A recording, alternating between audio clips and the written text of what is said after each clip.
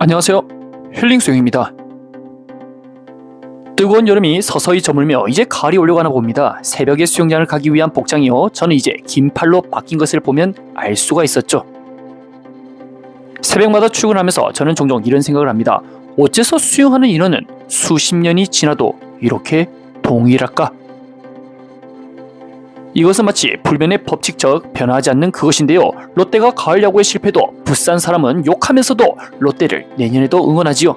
정몽규, 홍명보 나가라 외쳐도 국대 축구만큼은 절대 포기하지 않고 갈랑가 라이벌로 손흥민 경기를 꾸준하게 감상합니다. 인기 스포츠는 경기력이 부진하거나 내가 좋아하는 팀이 매번 패배해도요. 욕은 하지만 절대 관람과 시청을 포기하지는 않습니다. 그만큼 공놀이는 모든 사람들이 좋아하며 우리의 일상생활에서도 깊숙이 자리 잡혀있는 문화입니다. 그런데 수영은 어떠나요? 매번 치열한 경쟁률을 이겨내고 어렵게 수강에 성공을 하면 그 기분이 하늘을 찌를 듯 일단은 좋습니다. 이런 인기 많은 운동을 할 수 있는 것에 참 다행으로 여기지요. 아쉽게도 수영은 단 한 번도 인기 스포츠에 뜬 적이 없습니다. 수십 년간 수영장 발동작을 찍으며 새벽부터 저녁까지 관찰한 결과 수영은 나의 건강과 무더운 여름을 식혀줄 수 있는 대안적 운동이었을 뿐이지 인기 스포츠는 절대 아닌 것이었죠. 나한테는 인기 스포츠란 말이야. 어서 인기 많다고 해줘 수영. 안됩니다. 인기 있는 스포츠가 아닌데 인기 있다고 말하면 안되지요. 오늘은 과거부터 현재 이르러 앞으로 미래까지 수영이 비인기 스포츠에 속할 수밖에 없는 이유에 대해서 알아보겠습니다. 첫째, 직접 하기는 좋으나 구경은 재미없음. 수영을 하면 심폐지구력, 근력, 유연성까지 전신 운동은 물론 멘탈 케어까지 이만한 운동이 또 없습니다. 그래서 약속이 있거나 부득이한 사정으로 수영장을 못 갈 경우 몸도 근질근질하고 운동하고 싶어 미치는데요. 하는 것은 진짜 재밌는데 굳이 옆 동네 유명한 수영 선수들이 와서 전국 수영 시합을 한다는데 굳이 보러 가고 싶은 생각은 없습니다. 왜냐하면 당장 내 저병 팔 동작도 올라가기가 힘든 마당에 선수들 직접 본다고 더 잘해진다는 보장도 없고 굳이 직접 가서 관람할 바에 그 시간에 등산이나 가서 울긋불긋 단풍 구경하는 게 최고지요. 굳이 수영을 왜 보냐. 유튜브만 켜도 수영을 어찌하면 잘해지는지 다 알려주는 마당에 직접 가서 눈으로 본다고 이득이라는 생각이 안 드는 것이죠. 둘째, 그렇다면 무엇이 그것을 재미없게 만드나? 수영은 경기 중 선수의 얼굴이 물속에 잠겨있어 표정과 감정을 느끼기가 어렵고 관객과의 교감이 제한적입니다. 인기 스포츠는 경기 도중에 플레이가 제대로 안되면 얼굴을 찡그리거나 또는 득점을 할 경우 세레모니와 함께 선수들은 활짝 웃습니다.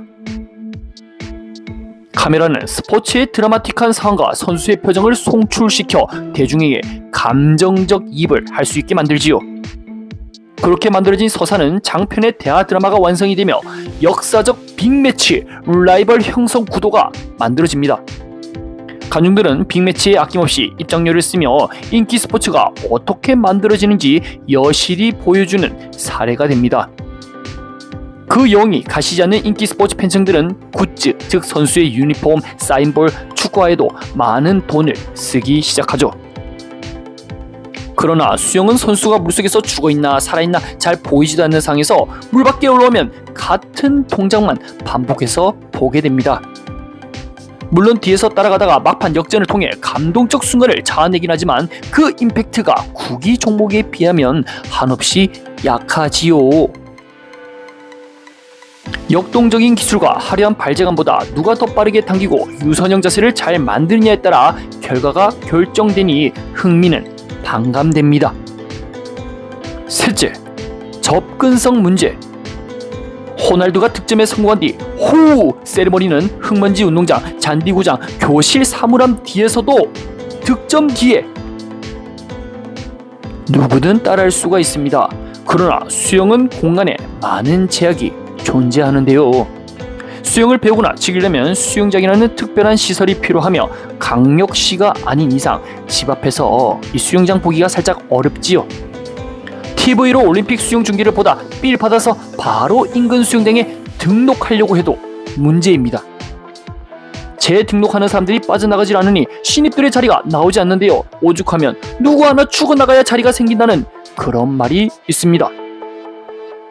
그래서 수영을 해야 되겠다, 배워야 되겠다, 삘은 충만한데 여건이 따라가지를 못하니 어느새 수영 의욕은 뚝 떨어져 있는데요. 축구나 농구는 집 주변에 공 하나만 던져주면 재미있게 할 수 있는데 수영은 실천하는 그 자체만으로도 빡세다는 것입니다. 양팔 길고 다리 짧고 허리 길고 발바닥은 320 오리발 사이즈, 즉 펠퍼스 신체 상태를 가진 사람이 자신의 신체 재능을 모른 채 평생 수영과 벽을 쌓고 지낼 수도 있습니다. 좋은 신체 사이즈와 더불어 특유의 물 감각은요, 어릴 때 반드시 경험을 해봐야 알 수 있으며 우수 인재풀을 유지할 수가 있습니다. 브라질의 가난한 아이들이 축구를 통해 출세가 가능한 것도요, 길거리 시장 바닥에서도 공을 찰 수 있는 축구 여건이 되기 때문이죠. 돈이 없으면 수영을 배울 수 없는 현실, 돈이 있어도 빡센 경쟁률로 배움의 기회를 잃게 되는 부분이 비인기 스포츠로 수영은 전락하게 됩니다. 넷째, 예상되는 승리. 얼마나 훈련하고 얼마큼 휴식을 해야 가장 실력이 늘 수 있는지 가장 정확하고 과학적 종목이 바로 달리기와 수영입니다. 그나마 달리기는 온도와 약간의 바람이 기록에 영향을 미칠 수 있지만 수영은 실내에서 기록 스포츠이기에 누군가의 방해를 받지 않습니다. 올림픽 경기 중 거칠게 몸싸움하고 박치기 하는 수영 보셨습니까? 부딪히는 일이 없다 보니 경쟁자끼리 싸울 일도 없습니다. 아이고, 매너 스포츠입니다.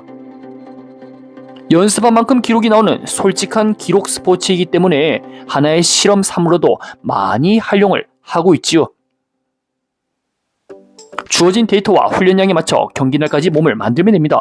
땀이 배신하지 않는 솔직 담백 운동이지만 노잼도 한몫하지요. 관객들은 스포츠 경기 중 일어나는 변수에 기대를 가지고 있습니다. 맨날 페프스가 금메달 가져가고 세계 신기록 수립에 일단은 리스펙 하지만 수영의 대중적 인기에는 큰 도움이 되지 않습니다. 차라리 한쪽 팔이 없는 상태에서 동메달을 딴 기적의 사나이, 이런 문구가 드라마틱하고 감동을 선사하여 수영 인기를 불러일으킬 수 있겠지만 실제 경기에서는 거의 일어날 수 없는 일이겠죠. 수영은 정직한 운동이며 과학적이고 생리학적인 학문이기에 교과서에도 모범 답안이 적혀 있습니다. 월드컵에 어느 나라가 우승할지 예상하기는 어렵지만 저병, 배영, 평영, 자영, 지금 당장 누가 기록이 가장 좋을지 시합해보면 그거 예상할 수 있습니다. 변수가 부족한 것은 누가 이길 것인지 예상 가능하며 스포츠를 사랑하는 토쟁이 도박사들 역시 수영은요, 그다지 매력적이지 않는 스포츠라 볼 수 있겠습니다. 다섯 번째, 미디어 노출의 저금. 팬사인회를 통해 열었는데 각 운동선수별로 배치했습니다. 1번 손흥민, 2번 이대호, 3번 황선우.